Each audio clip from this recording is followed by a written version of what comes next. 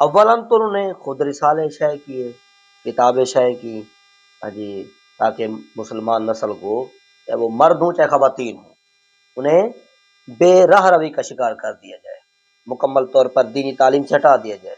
اس کے بعد پھر انہوں نے ہمارے اندر ہی سے چند ایسے لوگ جو روشن خیال تھے، روشن خیالی دماغ رکھتے تھے، انہیں خرید لیا، انہیں پھر مسلمانوں اور اسلام کے خلاف استعمال کیا، مسلمانوں اور اسلام کے خلاف استعمال کیا۔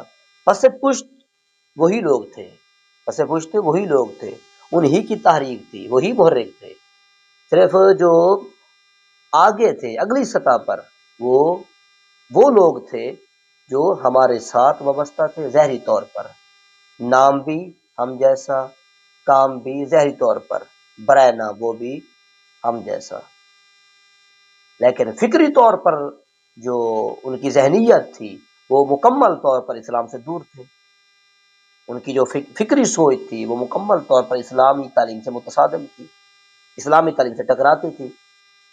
ان میں سے آپ نام کیا جی، قاسم امین نامی شخص کو شاید آپ نے پڑھ رکھا ہوگا، وہ سرفرست آتے ہیں۔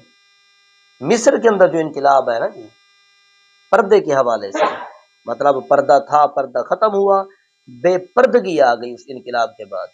اس کے دائی کون تھے؟ وہ قاسم امین تھے۔ اس نے ایک کتاب لکھی تھی تحریر المرأہ، اس کے اندر اس نے مکمل طور پر روشن خیالی کی ترویج کی کہ یہ بالکل پردہ اسلام کے اندر ہے نہیں، پردہ کوئی چیز نہیں ہے، پردے کو ختم کر دیا جائے، یہ کوئی اسلامی تعلیم نہیں ہے، یہ کوئی محمدی تعلیم نہیں ہے، یہ کوئی اسلامی نظریہ نہیں ہے، یہ کوئی اسلامی فکر کا حصہ نہیں ہے، ختم کر دیا جائے۔ یہ پہلا دائی تھا۔ ویسے تو اس سے بھی پہلے لوگ موجود تھے، لیکن یہ ان میں سے زیادہ محرک تھا، یہ ان میں سے زیادہ محرک تھا۔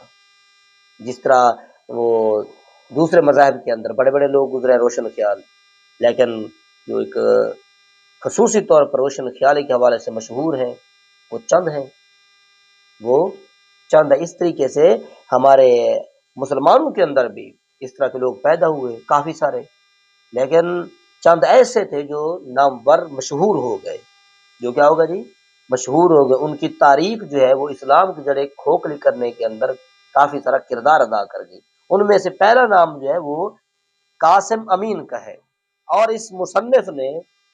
اس مصنف کی کتاب نے مصر کے اندر جو بے پردگی اور بے حجابی کا جو رجحان پیدا کیا، بڑے بڑے مصنفین کے قلم کانپ جاتے ہیں۔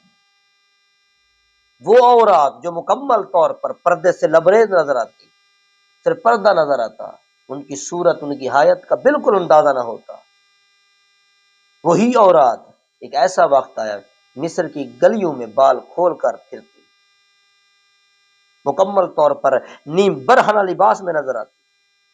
ایسا انقلاب تھا۔ دائی کون تھا؟ قاسم امین۔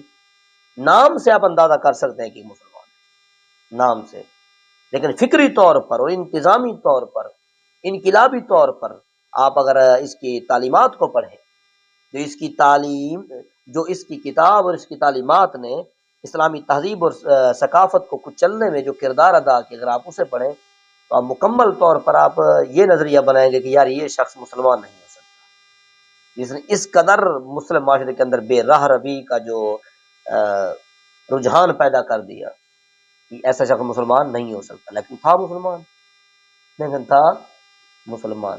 پہلے لوگ بھیجے جاتے، پہلے لوگ بھیجے جاتے مسلم معاشرے کو خراب کرنے کے لیے، پھر ایک ایسا وقت آیا کہ لوگ بھیجے نہیں جاتے تھے، پھر ایک ایسا وقت آیا بھیجنے کے بجائے لوگ مسلمانوں ہی سے تیار ہونے لگے، خرید لیے جاتے۔ ایسے تھے وطن فروش، ملت فروش، ضمیر فروش، عزت فروش، اس طرح کے، جنہوں نے مکمل طور پر اسلام دشمنوں کی سازشوں کا ساتھ دیا، ان کی سازشوں کا حصہ بنے رہے، اور اسلام کی جو بنیادی طور پر جو تعلیم ہے وہ حیا ہے، اسے کھوکھلا کرنے کے اندر انہوں نے کردار ادا کیا۔ پہلا کون ہے؟ قاسم امین. یہ مصر کی بات ہے. اس طریقے سے افغانستان کے اندر، یہ آج کا افغانستان نہیں، 1960 کا افغانستان، 1960 کا افغانستان، اس دور کے اندر بھی ایک انقلاب آیا تھا. اگر آپ اس انقلاب کو پڑھیں تو مکمل طور پر نیم برہنہ اورات افغانستان کی جو تہذیب تھی اس کا حصہ بنی.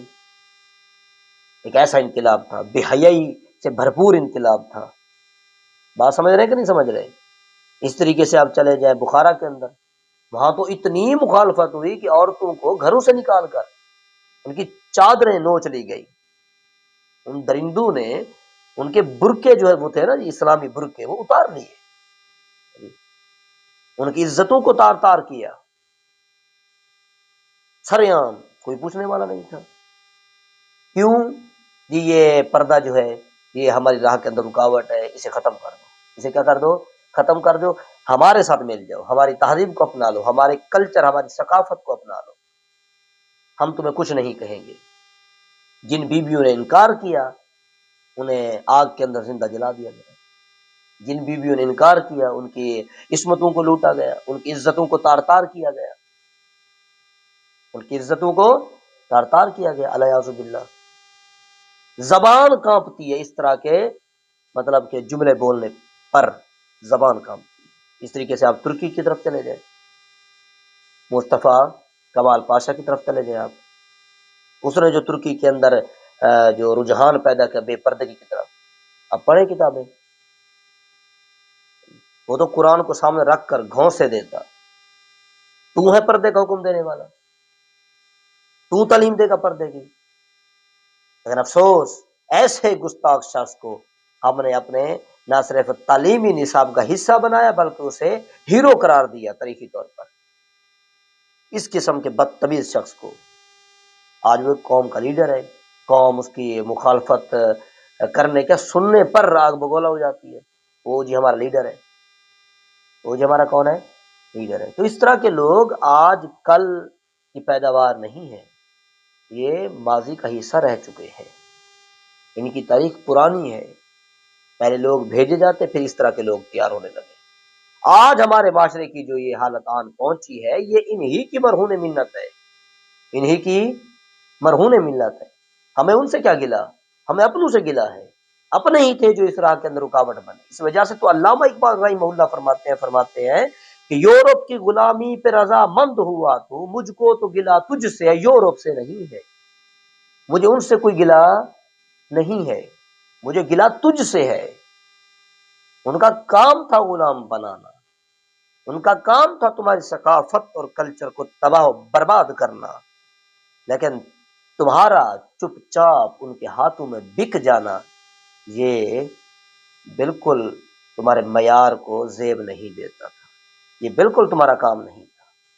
یہ بالکل تمہارے اسلامی تہذیب کے مترادف نہیں تھا، بلکہ متضاد رویہ تھا جو تم نے اپنا کر اسلامی تہذیب کو کچلنے کے اندر جو کردار ادا کیا.